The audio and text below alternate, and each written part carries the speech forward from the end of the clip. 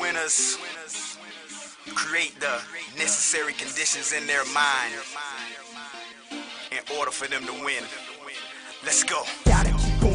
Hi, thank you guys for tuning in to MindQwezt TV, where substance and content matters. I'm now sitting here with a brother of mine, Mr. Kenneth, Knowledgeborn McClary. He's an author, self-development expert. He just released the book, The Abundance Mentality, and I'm super excited about this book he just launched. So we're going to go ahead and jump into the meat and potatoes of this segment. So, Mr. McClary, tell us where you're from, man. Originally from Miami, brother. Originally from Miami. I moved to Atlanta about 3 years ago. Okay. So tell us a little bit about growing up in the streets of Miami. Whoa. Growing up in the streets of Miami, it has its pros and cons. I would say also, brother, that there was a lot of death. You know what I'm saying? A lot of brothers went to prison. I was one of them. Okay. I was fortunate enough to make it out of that life. Okay. I did get a chance to go off to school. Okay. So, but the streets of Miami is the streets of Miami. Even me going off to school and seeing different brothers from different areas around the country, I got a chance to see that Miami is different from any place on the planet in terms of the streets. I'm not saying it's better. I'm not saying it's harder. I'm just saying it's different. So the streets of Miami is what it is. It's a jungle like most ghettos around the country. It's just, to me, it came across as I grew up and grew older that it was more of it's almost like a third world country. Wow. You know what I'm saying? Wow. That's how I saw it. So would you say it was a blessing to get out of that environment?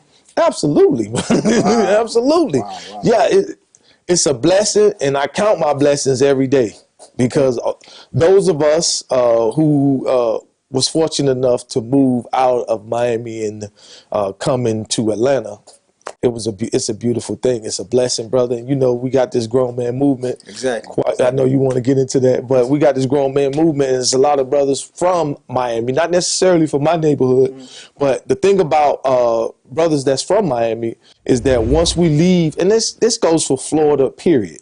Once we leave the state of Florida, once we leave Miami, we always find a way to, come together as a unit. Right, it's very difficult though for us to do that in Miami. Yes, but I understand. once we leave outside of Miami, once we leave outside of Florida, we find a way to come together, and that's pretty much what this grown man movement is about. But not necessarily just for Miami guys, but right now it's starting off that way. Okay, so what inspired you to move here to the ATL?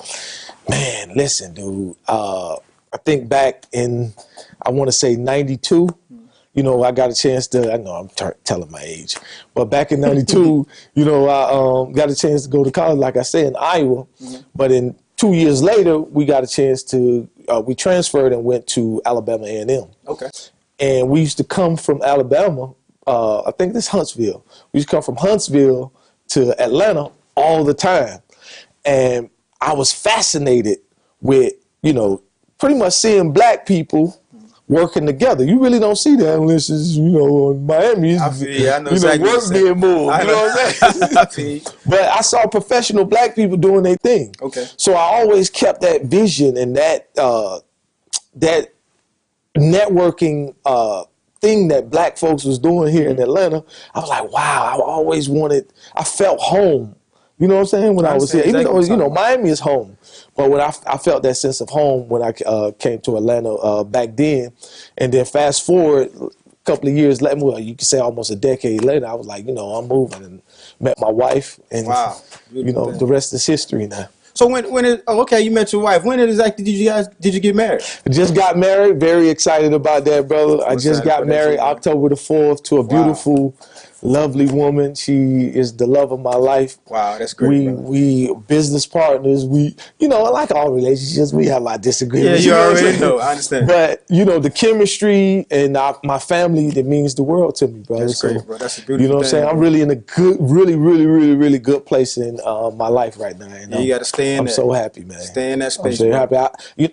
I would say that, I earned it. I worked for it. I earned it, and she came to my life. She's definitely a blessing, and I'm grateful for her. That's an amazing thing, bro. Yes, sir. Well, I know most of you guys don't know. I know you're a phenomenal spoken word artist. And again, I say you're a master network marketer. To me, I've learned a whole lot of things from you.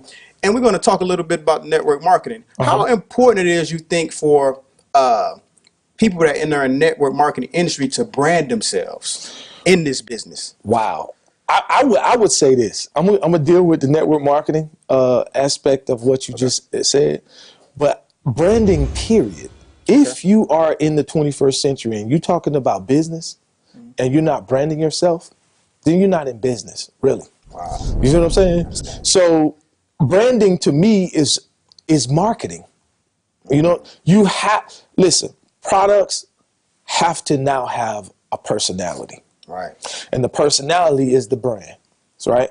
This is how you communicate with pretty much the globe, because traditional media is fading by the day. You know what I'm saying? So you want to get into the social media arena, which, you know, you're not going to have a choice. I mean, if you want to get a piece of the pie of this digital money that's going on around the world, you got to be into branding yourself. And if you're not going to be into branding yourself, I mean, you are going to suffer, especially going into the future. Now, as far as it going to network marketing, what network marketing companies are doing, some call it pyramids. You know, I'm not here to argue with that. Personally, I don't have time for it. I mean, if you're going to say it's pyramid, fine. Especially 9 to 5s, we can argue all day that that's more of a pyramid than the network marketing. Exactly. But with network marketing, what companies have decided, and they're very smart in doing this, what they've decided to do is partner with the market, with the individuals, because each of us have access to our own network or social media channels. Right. So they want to partner with you and give you a percentage of the piece of the pie, whereas they don't have to necessarily cut the check with an advertiser or traditional media. So it will be wise for someone, not necessarily my network marketing company, although I'd be grateful if they did, but I'm saying not necessarily my network marketing company or my parent company that I represent, but it definitely should look into the network, give another look at the network marketing industry, because this is going to be the status quo as we go forward in the 21st century, bro. You're right, bro. You're right. But let's go ahead and talk about this book, The Abundance Mentality, man. I'm excited for you, man. Like I said, this guy's an author. I'm really, really, really excited about this book. Make sure you guys get it. But what inspired you to go ahead and take the time out to sit down and put this book together for the people?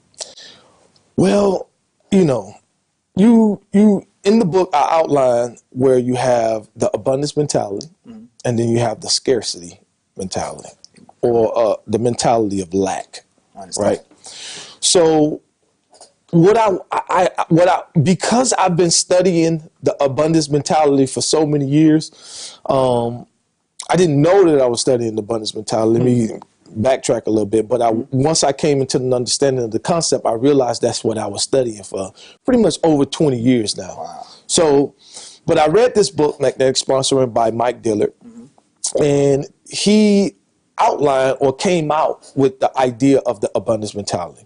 So, you know, I did further research and went and digged in and got an understanding of this concept.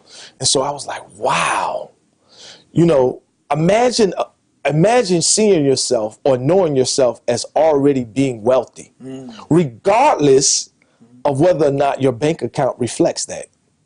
What if you can feel that way?